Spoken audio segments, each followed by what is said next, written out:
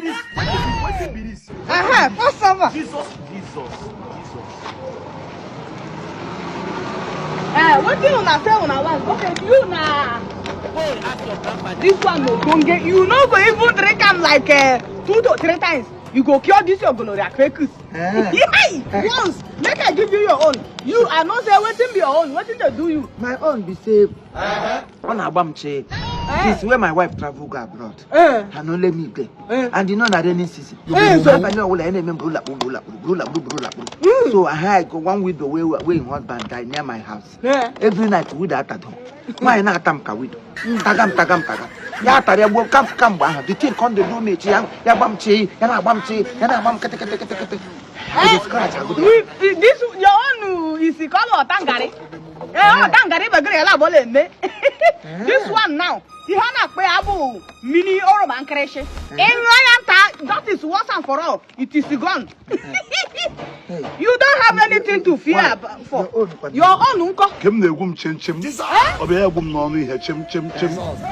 Your own egum no no ihe chim. That is actually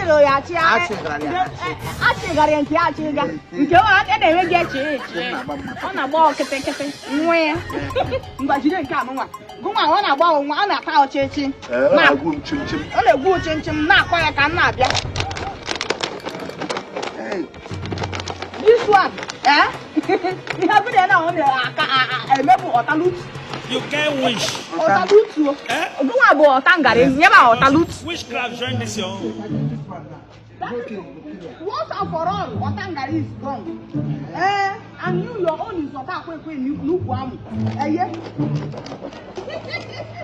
We have no option. This one is very Papa. It's just typhoid and malaria. Oh, now Mago. God, take him. Typhoid and malaria. Papa, I what you're saying. Like, attacking on armor. Quick. Not be waiting you here. Say that, madam, I do more malaria. Malaria. On and bow. No, your own is Otangari. Go on and found this one. Typhoid and malaria. No, typhoid has left the body. The way you could say nice here. Typhoid left the body. You have to tell me how to get. Don't worry, you come back to the house. You know here well. No be waiting you go now go do the broadcast. Madam, the coty for them add more typhoid and malaria. No, on the normal, this one look one corner wall. Otangari. Yes. This your own with this one it is gone. I go woman. Give them one drum. When you get to the house. I'll take it. Don't worry. It's my job. If you go back to the house, you will have the information. My dear, I'm going for this. What do you go? Madam, what is what you come up for your mouth? You come up for your nyash. On a pocket tangari or tank or tashu. You know the few cover up. Cover up sickness. No, my kind of doctor. I am born for opening up. Take it. I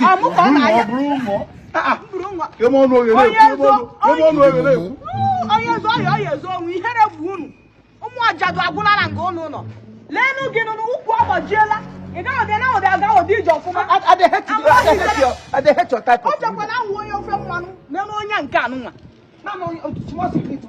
secret, they're going get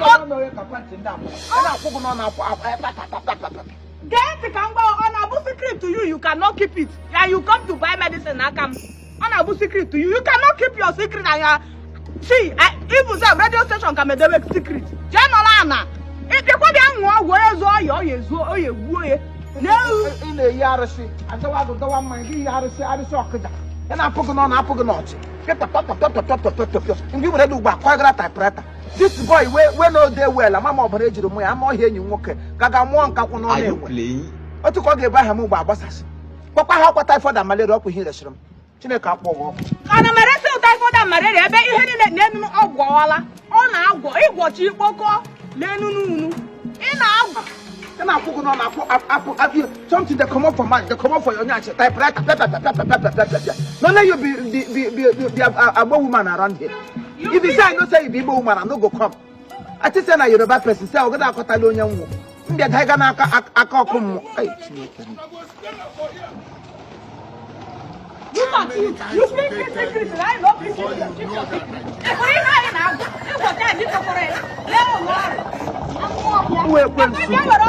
You are kwensu.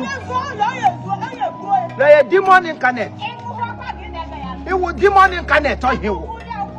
Demon incarnate. For your information, na malaria and typhoid you give me. How malaria and typhoid to pass there home. Any other thing where you talk about be beauty. Be work again and dokwa. More than ekwe. Idiot. And then I'm here to come home. What is it? And only me don't carry sickness where people never carry it. For the Butorian, na Baburun Zagaje. No.